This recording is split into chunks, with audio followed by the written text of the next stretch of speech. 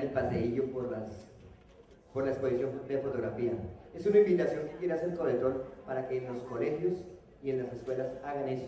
Hacer fotografía ahora es muy fácil, y hacer fotografía con mensajes, así como lo tenemos aquí con La Paz.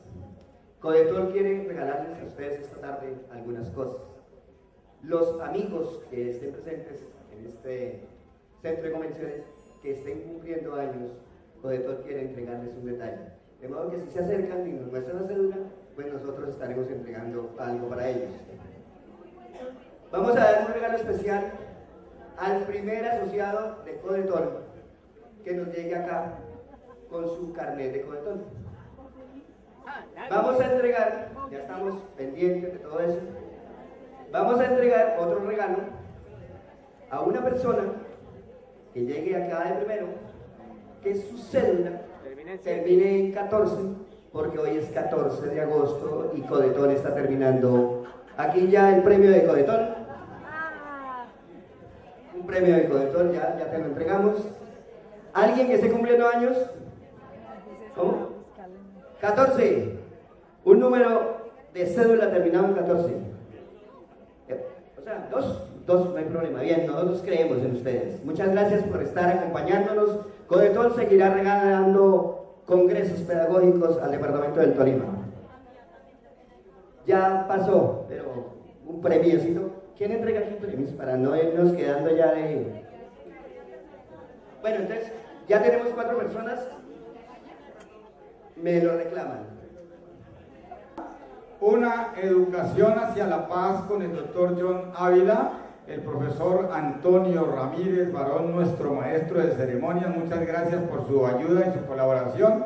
Va a ser la presentación del doctor John Ávila. Muchas gracias a él de antemano. Después que la presentación sea hecha por el profesor Antonio, lo recibiremos con el abrazo y el aplauso de siempre. Y una vez termina él, inmediatamente entra la conferencia de la doctora Clau. No hay un espacio de minutos. A cédula.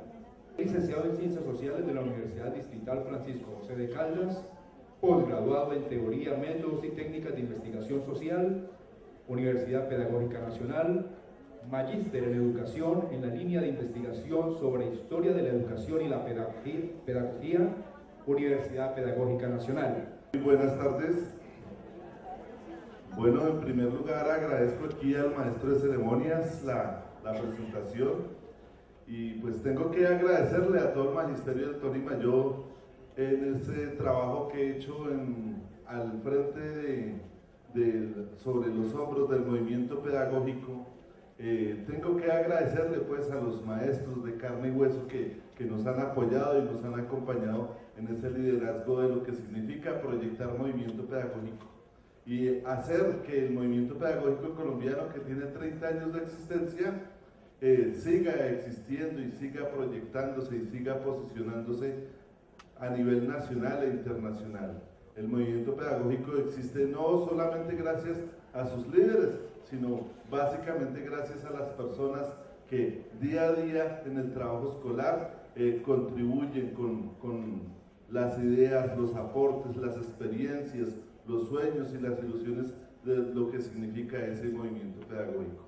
Y ese es el trabajo que estamos haciendo con el CEID, Centro de Estudios e Investigaciones Docentes, proyectando ese movimiento que se lo debemos a ustedes y que es para ustedes. Entonces, y en el cual el magisterio del departamento de Tolima ha jugado un papel bien destacado y bien relevante. Tengo pues que agradecerle también a la cooperativa el abrir este espacio, este escenario, esta posibilidad para que mostremos este trabajo que venimos haciendo.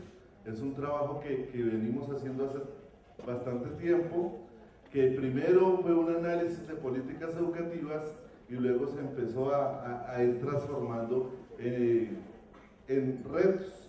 No solamente era el análisis, la crítica de las políticas educativas, sino empezamos a preguntarnos por qué hacer frente a las políticas educativas, cómo cambiarlas, cómo transformarlas. Y esto es producto, esto que les voy a presentar es producto de ese trabajo, ¿sí? No es al margen de eso que se ha hecho anteriormente. Y en ese trabajo hemos proyectado el proyecto educativo y pedagógico alternativo con los CEIDs. El CEID está liderando en Colombia ese proyecto educativo y pedagógico alternativo. Y esto forma parte de los muchos procesos, reflexiones que tenemos que hacer en el marco de ese proyecto educativo y pedagógico alternativo.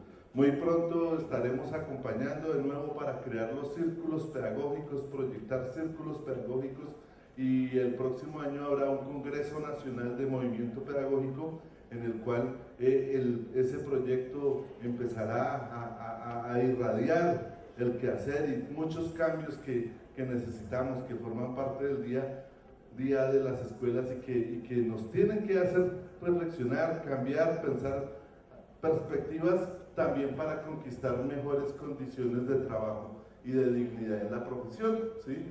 Este tema, ¿sí?, de la pedagogía de la hospitalidad tiene mucho que ver con la dignidad, ¿sí? Lo iremos desmenuzando. Entonces tengo que agradecerle a los CEIs, a nivel nacional, a nivel departamental, el apoyo y la perseverancia en ese sueño que es el movimiento pedagógico y en ese trabajo de los CEIs. Mis agradecimientos pues a la cooperativa, ¿sí?, a su señor gerente Baudelino y a su compañero Henry, que encargado de la parte académica de la cooperativa, por convocar este evento y por abrirnos estos espacios para mostrar esas reflexiones y esas cosas que estamos haciendo.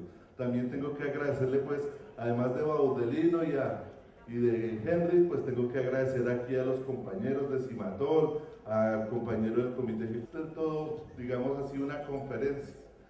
Esta va a ser una parte muy seria hoy, porque después de esa parte seria van a tener un momento para la diversión, para compartir, para entender otras de las dinámicas de lo que somos y estamos hechos, ¿sí? Y ustedes se preguntarán, ¿qué es esa pedagogía de la hospitalidad? La pedagogía de la hospitalidad es una vertiente de las pedagogías críticas. Existe un campo muy grande de la pedagogía que se llaman las pedagogías críticas. Y en esas pedagogías hay apellidos. Esas pedagogías tienen dos apellidos casi todas, porque no solamente se llaman pedagogías críticas, sino que dentro de ese gran campo de las pedagogías hay variaciones, hay énfasis, hay iniciativas, y uno las puede complementar, las puede articular. Entonces, por ejemplo, hay una pedagogía crítica que se llama pedagogía crítica radical, ¿sí?, que se piensa problemas eminentemente relacionados con la formación del ciudadano. Hay otra pedagogía crítica que se llama pedagogía crítica revolucionaria, que piensa la escuela y el conocimiento para transformar la sociedad. Y también hay una pedagogía crítica de la indignación, que es una pedagogía crítica para tomar conciencia frente a los problemas de la educación y de la sociedad. Todas tienen origen en el reto de Paulo Freire, de la pedagogía del oprimido, ¿cierto? La pedagogía del oprimido que después desembocó en pedagogía de la liberación y en pedagogía de la esperanza. Entonces, pero todas ellas son pedagogías críticas. Pedagogía del oprimido era pues ese análisis que hizo Paulo Freire para mostrarnos que la escuela, la sociedad eran aparatos de dominación, ¿sí? Y al mismo tiempo se planteó pues que la pedagogía podía cambiar esas relaciones de dominación y convertirse en pedagogías y en procesos de liberación. Y entonces habló de una pedagogía de la liberación y posteriormente de una pedagogía de la esperanza. Y finalmente, al final de su vida, habló de una pedagogía de la esperanza, ¿sí?, de la indignación, del oprimido, de la libertad, de la indignación y de la esperanza, y les fue dando sentidos distintos. O sea, no importó los cambios de nombres, porque todos los procesos iban y pertenecían a la misma raíz, ¿sí? Eran parte de un mismo proyecto educativo, ¿sí? Y esos nombres marcaban énfasis, momentos y necesidades específicas, ¿sí? Y así es esta pedagogía de la esperanza. Esta pedagogía de esperanza nace de una necesidad específica, y esa necesidad se llama enfrentar la guerra. enfrentar la guerra, tenemos que comprender pues que la escuela tiene de pronto ese reto o esa carga o esa tarea de enfrentar la guerra. Y entonces no la podemos enfrentar desde una crítica simplemente desde la perspectiva de la pedagogía del oprimido. O no la podemos enfrentar solamente desde la perspectiva de la pedagogía de la indignación. Si bien nos ayudan, hay que incorporarle otros elementos, otros planteamientos, otras reflexiones, otras provocaciones para ir a eso, ¿sí? Estamos en un momento en que muchos le ponen nombres a lo que está ocurriendo y hay que ver si esos nombres son tan reales. Estamos en el momento que dicen de la paz, otros lo llaman el posconflicto, otros lo llaman el posacuerdo, ¿sí? Y entonces en ese escenario se habla pues de una pedagogía de la paz para enfrentar un eufemismo del conflicto armado, ¿sí? Pero la verdad es que el conflicto armado tiene un nombre real, eso no debería llamarse así porque el nombre real es más cruel, pero más efectivo, más realista, más sincero. El nombre real del conflicto armado es guerra, ¿sí? Y esa es la situación, este es un país que está en guerra. No todos la vivimos, ¿cierto? Muchos estamos en lugares muy cómodos, en lugares muy tranquilos y muy seguros y no somos conscientes de que vivimos esa guerra, pero esa guerra está ahí, ¿sí? Y sin que lo pensemos, está más cerca de nosotros de lo que parece, ¿sí? Y por eso hay que buscar y crear los paréntesis y los espacios y los nichos necesarios para posicionar unas semillitas, unos reflejos, unos horizontes, unos nichos donde podamos pensar las cosas de manera distinta, no pensando en esa lógica de barbarie y de guerra que no solamente vive Colombia, sino el mundo entero.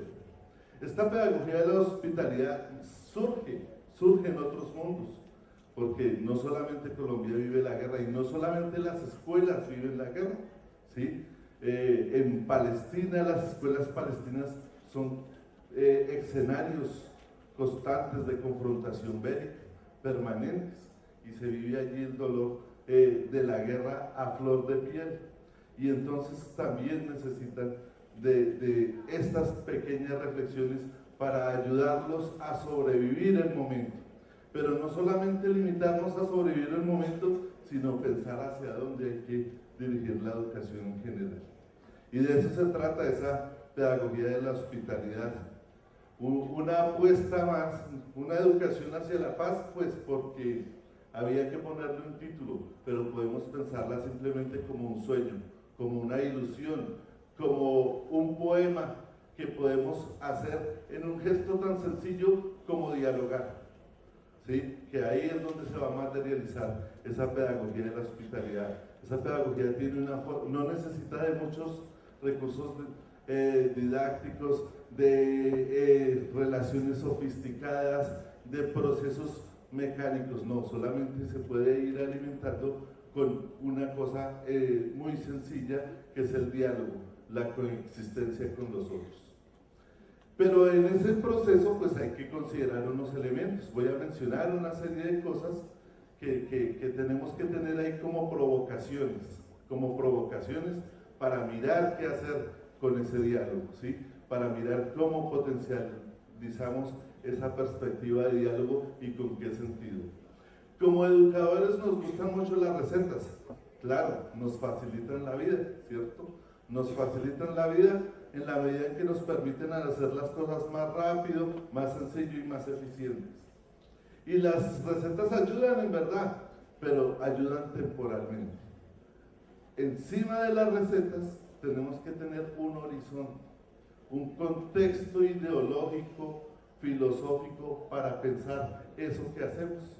Y de eso se trata la pedagogía, ¿sí? La pedagogía no es solamente el método, no solamente es la minucia, no es solamente es el quehacer, la pedagogía es la reflexión. La pedagogía puede decirse así que fue llamada en algunos tiempos la filosofía de la educación, pero es la que nos hace pensar ese aspecto de el qué educar, para qué educar y cómo educarnos. No solamente el qué, para qué, sino el cómo. Pero no solamente el cómo, sino en su relación con el qué y el para qué. Y muchas veces hacemos las recetas, que nos las traen a veces. Voy a contarles una cosa curiosa. En este momento, en Bogotá, hay un candidato a la alcaldía. Y su propuesta de gobierno es entregarle a los maestros cómo se hacen las clases. Entonces él les va a entregar ya las clases hechas en unos libritos, en unas cartillas, en unas guías, y está promocionando eso por toda la ciudad, despojándonos de nuestra capacidad para pensar. Y vean, nuestra autonomía, y vean que hay risas, da risa eso, ¿sí? Porque es que nosotros podemos tener la guía, y la receta ahí, pero es que el proceso educativo no es mecánico, no es rígido, está hecho de algo mucho más complejo, mucho más denso, mucho más difícil, para pensar, para racionalizar y no para mecanizar. Entonces él cree pues que es una cuestión de recetas y que ya le va a entregar a que los profesores no tienen que preparar más clases porque él en su gobierno se los va a entregar preparadas. Y entonces, ¿qué pasa con esos aspectos que hay ahí? Porque en la escuela y en el día a día hay cosas contingentes, cosas inesperadas, cosas indeterminadas, que no sabemos cómo ocurren, cómo se devuelven, cómo se desenvuelven, cómo van hacia adelante o cómo se regresen a otros puntos. Voy a hacer una pequeña aclaración. He utilizado en las diapositivas unas imágenes de un artista plástico colombiano antioqueño que se llama Josman Botero Gómez. Este artista plástico, en la revista Educación y Cultura se publicó una reseña de su trabajo, ¿sí? Es un trabajo que ha tenido mucho que ver con el conflicto armado. Y esto lo hago con un propósito, porque es que la salida de la pedagogía de la hospitalidad es una salida estética, es una salida que tiene que ver con el arte, ¿sí? Es una dimensión hoy vetada por las políticas educativas, pero bien importante en la formación de las personas y bien importante para la formación en esas escuelas, en esos colegios donde se ha vivido intensamente el conflicto armado, pero también bien importante para los que vivimos los efectos del conflicto armado o de la guerra, ¿sí? De la guerra, que es la palabra bien precisa. Este artista plástico hizo una cosa curiosa.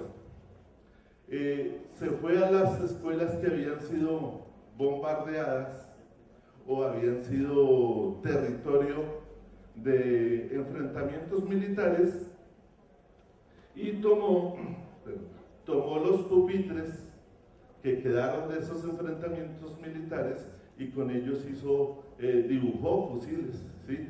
Dibujó fusiles para mostrar que en esos pupitres hubo unos escenarios y unas confrontaciones bélicas, ¿sí? Y hizo unos montajes hoy, algunos muy posmodernos, pero no son tan posmodernos porque despiertan cierta sensibilidad y nos ponen en las dimensiones del conflicto. Y entonces, ¿qué nos está diciendo una representación como esa? Sacar los pupitres y poner en ellos representaciones de lo que fue la guerra y de lo que es la guerra, que a veces los artífices de la guerra son como marionetas. Hay una película que se llama El Señor de la Guerra y que puede uno ver cómo la guerra está orientada, coordinada por titireteros que tienen otros intereses menos nobles, destructivos y gobernados por la pulsión de la muerte, por la pulsión del tánatos y básicamente orientados exclusivamente al mercado. El mercado es otra guerra, ¿sí? El mercado es una guerra que no se vive con las armas convencionales, pero que se vive con armas políticas para cuadrar estrategias donde unos ganan y otros pierden, donde unos se enriquecen y otros se empobrecen. Y eso configura todo este escenario, Este artista plástico nos enseña algo bien duro con esa representación, que hay cosas que hay un efecto de la guerra en la escuela, pero también hay una acción de la escuela hacia la guerra, ¿sí? Hay una entrada, la guerra entra a las escuelas, pero también hay cosas de la escuela que salen hacia la sociedad o hacia la guerra. Y ese es un conflicto que se vive allí duramente. Está ahí reseñado en la parte de abajo, ¿sí? La guerra tiene esas dimensiones en las escuelas. Nosotros tenemos escuelas que han protagonizado y son protagonizadas y que han vivido en su territorio el conflicto armado, pero otros vivimos los efectos colaterales de esas guerras, ¿sí? De esas guerras. Y a eso hay muchas propuestas, muchísimas propuestas. En el mundo de hoy se están haciendo muchas cosas. La política educativa ha trazado dos directrices. Por ejemplo, el plan de desarrollo se llama Equidad, Educación y Paz, pero está concebido sobre una idea muy general, una idea también peligrosa. La idea que dice el plan de desarrollo simplemente no dice nada sobre qué estrategias debe tener el sistema educativo para contribuir a la paz. Solamente dice que al haber educación habrá paz, como si fuera una ecuación matemática y mágica.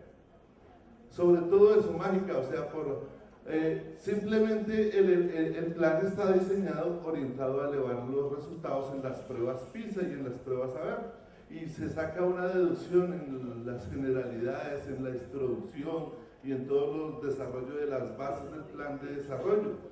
La conclusión que sacan es que simplemente elevando los niveles académicos y educativos de los estudiantes, automáticamente habrá paz. Y entonces ahí hay una preocupación. Esta pedagogía de la hospitalidad es una pedagogía política y tiene que preocuparse por eso. Y básicamente es una pedagogía que debemos conocer los educadores, pero no es para los educadores, es para el discurso que nosotros tenemos que hacer frente a la sociedad y frente a los gobernantes, porque eso no es automático. Se pueden mejorar los niveles educativos de las personas, pero eso no garantiza la paz.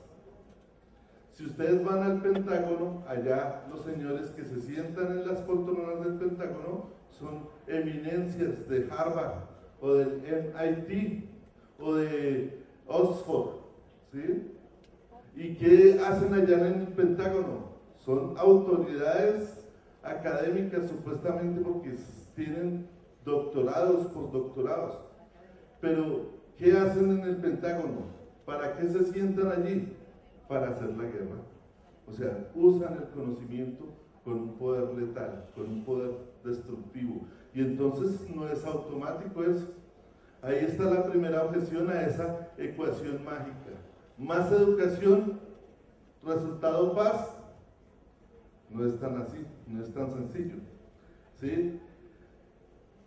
Entonces la escuela está en una doble tensión, Por un lado, ustedes lo ven allí a la izquierda de ustedes, a la escuela se le ponen muchas tareas, se le ponen actividades, se le ponen retos que ella sola no puede resolver. La escuela es muchas veces víctima de lo que pasa en la sociedad, no al contrario.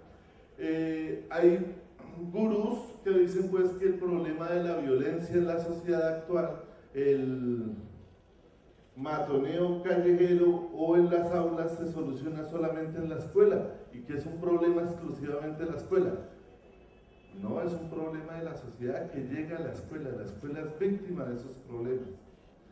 Pero tampoco vamos a caer en el fatalismo. Entonces la escuela no puede hacer nada. Sí hay.